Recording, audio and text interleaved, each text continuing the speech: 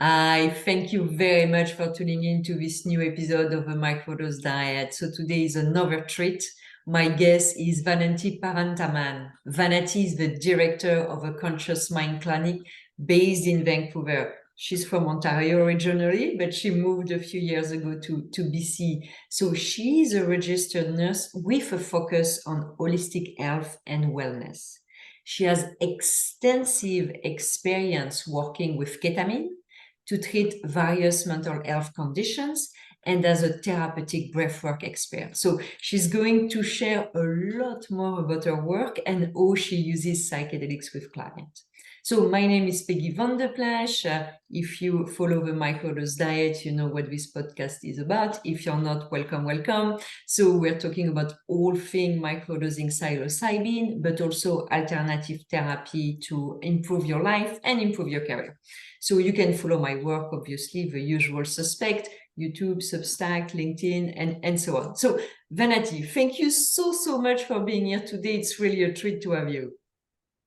Thank you so much for having me. It's such an honor. Thank you so much. So I really can't wait to share your insights with the audience. So first, what was your attraction for the holistic space and the psychedelics in particular? Yeah, thank you for that question. I think it started at a very young age. I think because where we come from, we in India, Sri Lanka, we have our own traditional way of doing things. And so from a very young age, I started making my own skincare products, my own hair care products. And so I've always been drawn to the naturalistic side, but at the same time, I didn't know much about it. But specifically in the psychedelic space, childhood was very heavy. There's a lot of trauma in my past.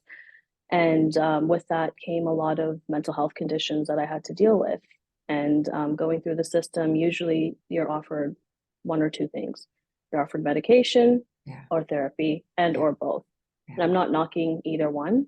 Just for me, I knew it was not any kind of chemical imbalance. I didn't know much about trauma back in the day, and I didn't understand its impact on the psyche, but I knew it was more than just, hey, take a pill, get better. And so I've always, anytime the pharmaceuticals were kind of pushed onto me, which is kind of what happened, I would go in, depression would be diagnosed. For me, it was high functioning depression. And so the immediate thing was, I'm going to prescribe you an antidepressant. So there was a lot of resistance. And so over time, I stumbled across the way because I didn't have money back then to hire a therapist or do any work in the way that I'm able to now. And so I just stumbled my way through. I did research, I applied different tools, and sometimes it got better, sometimes it didn't. And finally, it was a really dark space. So my mental health issues came in the form of depression, PTSD, a few other things, but mainly on a yearly basis, it was suicidality. And since I had handled it from childhood, I know how to manage it. That being said, one year it just became very, I didn't want to continue on if this was what I had to deal with on a consistent basis. And I was not for psychedelics. I actually bought into the propaganda. I thought it was dangerous. I was like, why would anyone want to hallucinate? That's insane. My friends would tell me about their party experience, and I'm like, I don't want to see bugs crawling out of the wall. Like, what human would do this to themselves willingly? And so at this one point in time, my depression had gotten so bad, I wasn't able to get off the floor for more than, a few hours at a time. Like I said, I had high functioning depression, so I still did what I had to do for life, but I didn't have any life in me to live my life. So I was on the floor and unable to move, crying, just not knowing what to do. And I finally just kind of surrendered. I didn't realize I was surrendering in that moment, but I surrendered and I said, look, I can't, I don't know who I was talking to because I was still in between atheism and not being an atheist. And so I was like, I don't know who I'm talking to. I don't think there's anyone out there, but I can't do this anymore. If this is how my life is going to be, then what's the point of me progressing any further? I just can't keep going through this. And in the past, what had protected me was my family. I didn't want to hurt them, cause more pain. But when I made this decision, it was almost like I accepted how bad things were. Like that's, I think that was what the Yeah. acceptance was. Mm-hmm. And then in that moment, I had this insight, voice, whatever you want to call it. It was 1 year. Just give yourself 1 year. And I was like, what am I going to do in 1 year that I haven't already done in 20 years of healing or whatever this Yes. path was? Mm-hmm. And so it was a constant like intuition. It's like 1 year, just give yourself 1 year, give yourself 1 year. In that time, you have full permission to do whatever it is you need to do. Obviously not at the expense to others, but to heal. Yeah, yeah, yeah. So I was like, okay, whatever. Like I just kind of, I took it, but I wasn't really comfortable or happy with that decision. And then all of a sudden, all of the psilocybin research starts falling into my lap. I didn't really go out looking for it. Yeah. I don't quite remember how it came to me, but it came to me. And I was like, you're telling me I have to hallucinate to get better? I'm going to take magic mushrooms? Like, this just seems insane. Yeah. So I pushed it off. And then it kept on coming. And then I saw podcasts, I saw interviews. And so I was like, you know what? At this point in time, it wasn't openly available the way it was now. Yeah. So I found a website. I ordered it. I'm like, who knows what I'm ordering, but whatever. I ordered it. And like I said, at this point in time, I hadn't been able to even get off the floor. So the place was a mess. Everything was a mess. I decided, you know what? I'm going to do a journey today. I didn't really understand the structure. I didn't look into any of that. Yeah. So I was like, I'm just going to start with a little bit, and then I'm going to slowly add more to it if I need it. So I think it was about 2.5 grams of psilocybin. Oh, wow. That's still quite a bit. Yeah. Yeah. And I was thinking, like heroic dose, you know what? This is half of a heroic dose. So let me start there. And I was sitting in the living room just waiting. I think I was writing or doing something. And then suddenly, I think it was about 20, 25 minutes later, I look up and I just look at it's almost like I was present again for the first time. I was looking at the space, and I still hadn't realized that the psilocybin was active. I look around and I'm like, who lives like this? Because it wasn't dirty, but it was messy. I got up, started cleaning, started singing. And when I started singing while I was washing the dishes, I'm getting emotional. I stopped and I just stood there because I was like, I'm singing. Like I'm singing. I wasn't able to access the joy, anything for so long that I forgot what it felt like to not be so depressed in such a dark hole. So I look around and I was like, holy shit, something's happening. Sorry, I just swore. No worries. Something's happening. So I just kind of went with it. And I won't get too much into the journey, but that journey started everything for me. And in that journey, I didn't realize it at the time, but the path was not the path of you're going to be working with psychedelics, but my path kind of appeared.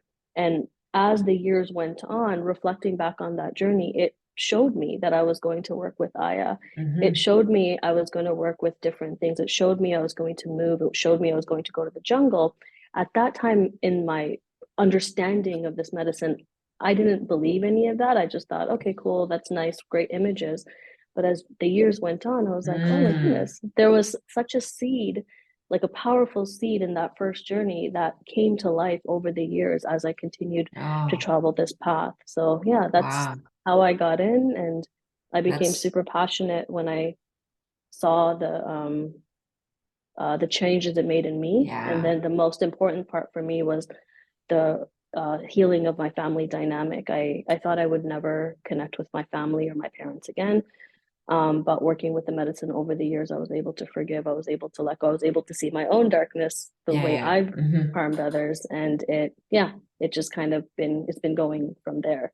It was a long-winded explanation. No, it's you know what, it actually is great because it really connects the dots. Like your journey and or your personal journey brought you to your professional journey, and actually my experience is extremely similar to yours. So with the research coming, and you're just like, psychedelics, me, so I totally relate to that. So one thing I would love to hear you talk more about is your experience working in the psychedelic space, the programs you offer at the Conscious Mind Clinic.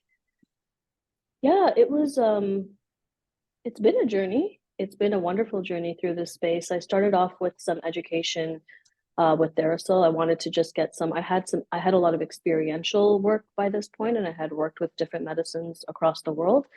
And I realized that if I'm going to do this, I need to ground myself in some form of like, education as I progress, find the mentors, find all of that. And so the first form of education came through Theracil. I did their certification program, and then I didn't feel comfortable or ready to deliver or work with medicine immediately. So over the years, I just kind of collected knowledge, collected more information, more theoretical, because I worked with the energetics, the esoteric. But Okay. now I'm like, okay, I need to ground myself here. And then over time, I worked at different companies where I offered guiding or therapeutic, or sorry, therapeutic support for ketamine assisted therapy. That's kind of where Yeah. I got the bulk of my start. And then over time, I just moved on towards different things. And I started working at Theracil. I helped with the program that they're building with intake and getting clients to clinics, to practitioners that can actually provide them with psychedelic assisted therapy, Health Okay. Canada approved model. And now working at Conscious Mind Clinic, I've been here for about a year and a half. And well, it's our little baby, very proud of this space, very excited and honored to be here. And in this clinic, our focus is on mental health and psychedelics. But one of our biggest missions is to really not end up using psychedelics as the be all and end all. They are a tool, they're very powerful tools, but it takes work. There's a lot more to it than Yes. just sitting down, taking a medicine, and then stepping out Yeah. thinking that life is going to Yeah. change.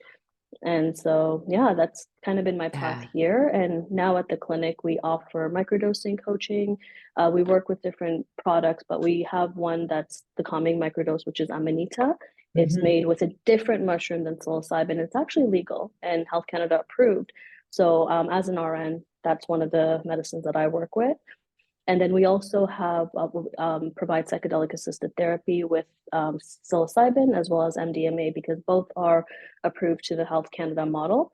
And so that's another service that we offer. And then the other part is harm reduction. So we really focus on safety, Yes. educating people, helping people prepare, and then helping people integrate their experiences as well.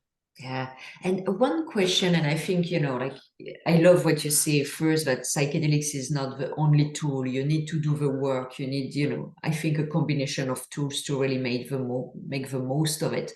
But Mm-hmm. also the fact that you need the preparation and the integration, so you don't want to go in the same mindset, but the healthcare industry, which is, okay, let's pop the pill and here you go, because that's not that.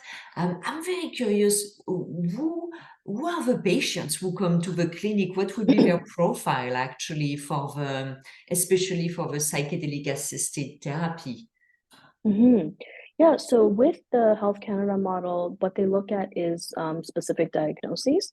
So it's either treatment-resistant depression, end-of-life distress, or PTSD. So generally, we do have a population that has a high trauma load.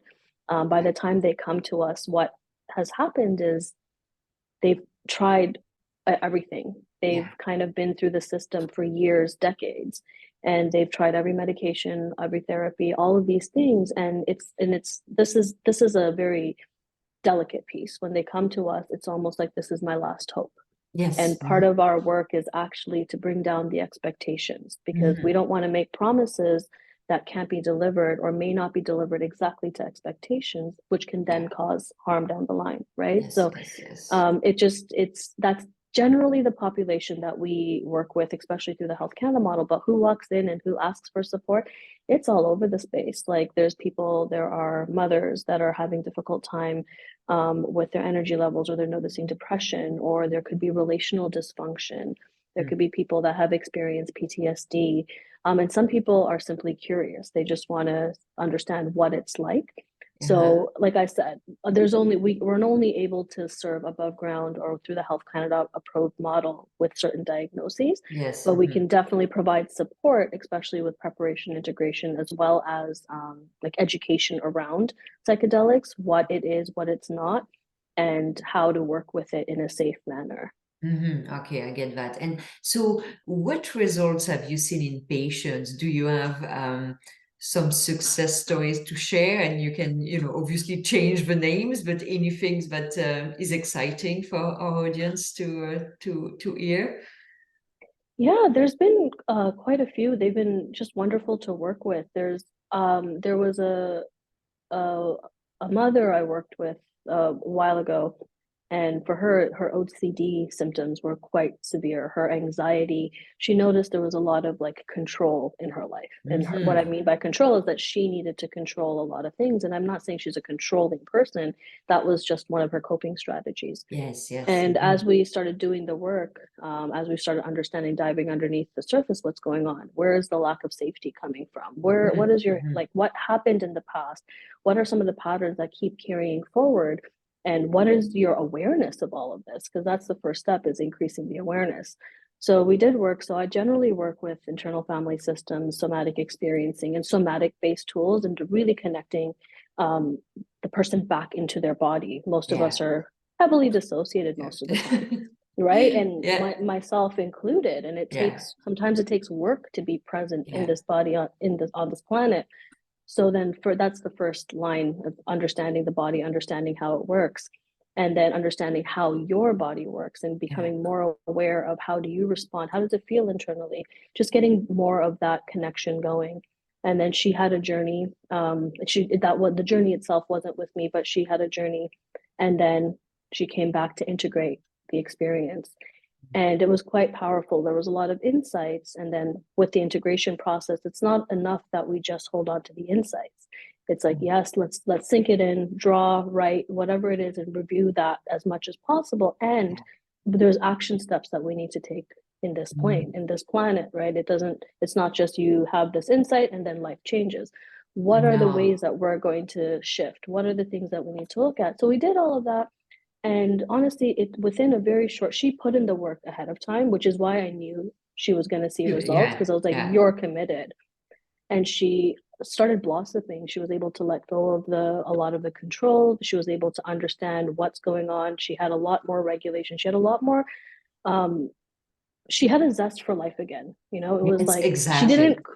Ah, I right? love Like, that. Ah, yeah. yeah, yeah. So Yeah. it was, she went from not really sure what to do to really advocating for self, being way more aware of what she needs, and actually taking the steps to make the shifts that she wanted to see in her life. And with that came just a lot of benefits. And Yeah. so that's what I noticed with the clients that I work with, that the ones that are committed to their path, the ones that are Yeah. committed to their wellness, and the ones that are willing to do all of the work Uh-huh. that's required, Yeah. they tend to get a lot of the results, right? So Yeah. it's very powerful to see that. Yeah. And I love that you're saying that because I really, really believe that you need to do the preparation, the integration. Again, back to it's not just a pill. And whether it's microdosing or a trip, I heard so many people going on a journey and they came back and like, oh, it changed my mind. And I went on a couple of ceremonies. I'm like, it was very powerful, but I still work a lot around before, after, like, and I'm like, Mm-hmm. oh, you just went and the life's changed. I'm like, I don't know, I'm not sure about that. So I find it very Yeah. interesting that from your perspective, it's also like the amount of commitment. It's not Yeah. necessarily work. Work might be the wrong word. Commitment is a better word. Commitment to Mm-hmm. yourself, your healing, your journey.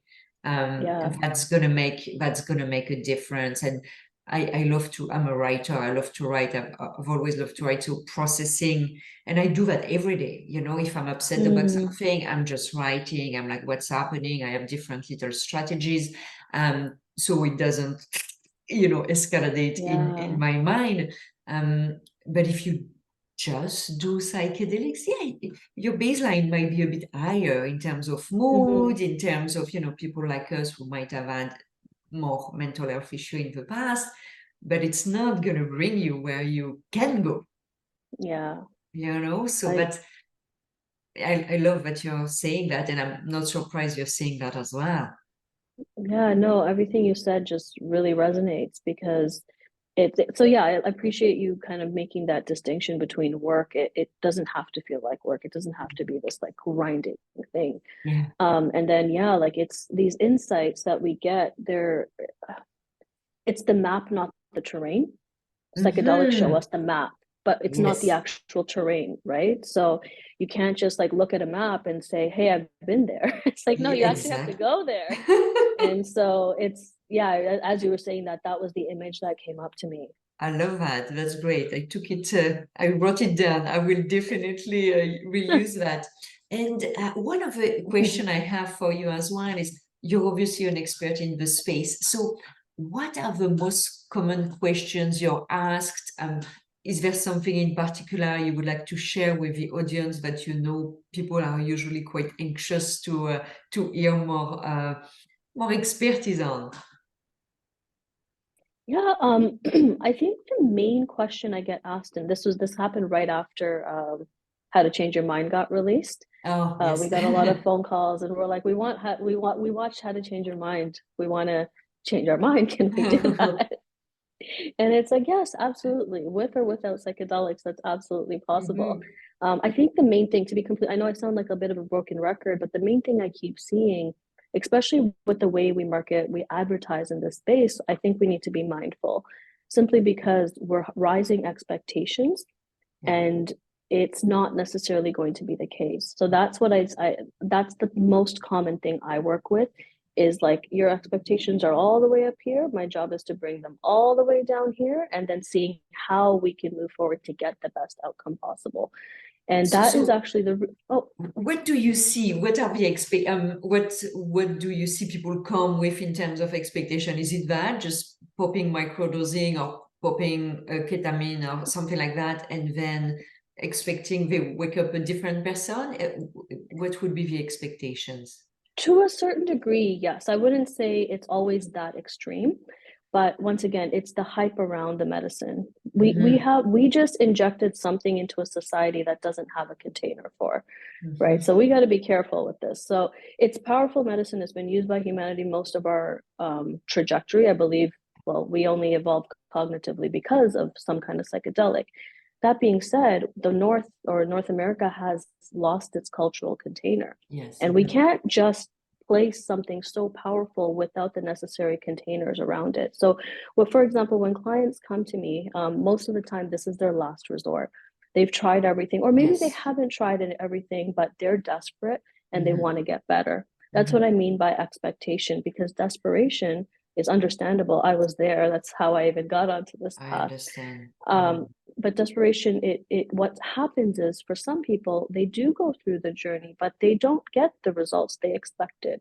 What I've noticed is their mental health gets worse, right? Because if this was your, especially with the macrodose journeys, this is where Yeah. I find that messaging needs to be very, very, very cautious because if we're promising, or at least we're advertising, all of the clinics, ourselves included, if we're advertising these life altering experiences without adding context to what those are, it becomes problematic, right? People's Yeah. mental health actually can decrease over time because if you put all your hope on this and it didn't give you exactly what you were looking for, and maybe you need multiple journeys, maybe you need multiple months of therapy with a particular type of therapy and then do a journey. We don't know what your Yeah. constellation is. We don't know what your unique needs are until we start working with you. Some Yeah. people need 3 prep sessions, some people need 10 prep sessions, some people need Yeah. 1 integration, some people need a lot more. Yeah. So this is what I mean, that this is usually the um, constant conversation that I'm having is, well, what are you doing here? Why do you want to work with this? What are your expectations around it? And sometimes what I'm Mm. finding is it's quite high. These medicines are going to Yes. solve, like, nothing else worked, but this is going to work, right? So Mm. that's kind of, Okay. I know it's a little bit of a dampening, but that's what No, I'm finding. because I understand now, because it's like, oh, what do you mean by I? But it's a bit like when I discuss with people who went on journeys and they are telling me, oh my God, it was just, and I'm like, okay, did I do something wrong? Because yes, it was amazing. And I got a lot with my map. But Mhm. so I was always wondering, okay, are people exaggerating or did they really get that? What is the rationale? But I think to your point, there's also this alignment where, well, everyone is telling me that it's amazing. So I need to say my journey was amazing. And then you're creating this false sense of expectations. because it is amazing, but we might not all have the same definition of amazing. And that's the thing. So thank you for clarifying that. And I can totally relate to that based on from the outside. I'm more of a microdoser, than a macrodoser, but I still have done it. I still have people who've done it around me. I was always very surprised because it's like, what you're telling me seems unrealistic. And that's probably the people you see after coming to the clinic. Maybe their friends told them this type of story and they think that in 2 weeks that's done. Yeah, no, it's usually it depends on how soon after a journey did you talk to the person. If it's very close after and it was, how like their experience was very powerful and in a positive way, that excitement is very palpable. My question is, how are you 6 months down the line? To me, that tells me more about how impactful that particular medicine or journey was, when that time is elongated and you're able to maintain, not perfection, but maintain what it is that you touched in there, because we didn't even get into the esoteric side of things, but there's a lot of magic that happens in here. We just need to learn how to observe and read it. Oh, that's fantastic. Thank you so much for all your insights. We have just a couple more minutes. Do you have any parting thoughts, anything that you want to impart to the audience? Yeah, I just want to say I really appreciate the work that you're doing. I was able to kind of look at your website and just like connecting with people in the space that are on the same page, on the same path. We're all just figuring it out, like even building this clinic in a time where the regulations aren't certain. We don't know what's going on. It's been a journey, because every time we move forward, it's like, I don't know what to do. And then the other piece is also finding other like-minded individuals to ensure safety in our practice, ensure that we have the support that we need. If we're working with like clients, this is more for practitioners. When we're working with clients and we're working alone, it's easy to get stuck. It's easy to not really know which way to go. But if we can surround ourselves, because we need the support too, because we can burn out in this line of work, is having that support is really important. And I think that's something, after burning out quite seriously, that message came back to me. It's like, you can't work on this alone. You have to work in a team. You have to work collectively. And so I just want to say I appreciate any time someone reaches out and really wants to understand each other's practice. And I just wanted to say, and it's also important for us to find our community as practitioners. That's a very good point. Well, thank you so much, Vanathy. I think in 30 minutes you gave us so much to understand, sleep on, and make our own. I really appreciate your time and insights, and really all the great information you convey with everyone. Thank you so much, Peggy. It was such a pleasure to connect with you. Thank you very much. Have a great day, Vanathy. All right, bye.